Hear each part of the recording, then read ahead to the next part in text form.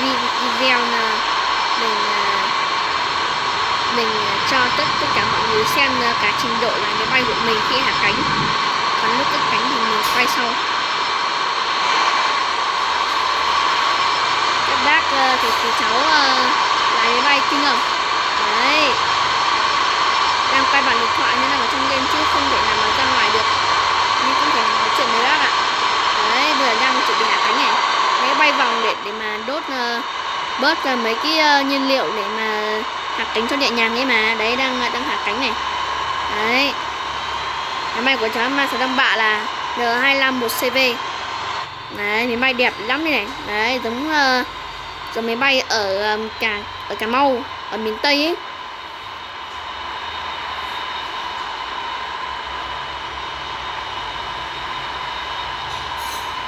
Đây màn hạ cánh đây này. Đấy, các bác nhìn này. Đấy, nó từ từ, không phải đáp một cái đâu.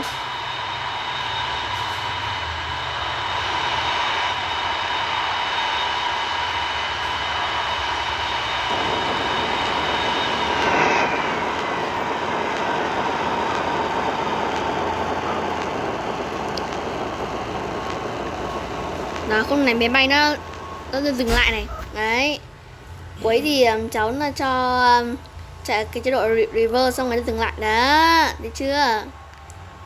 Thấy máy bay nó dừng lại này. Đó, mình đăng lên Zalo nhá.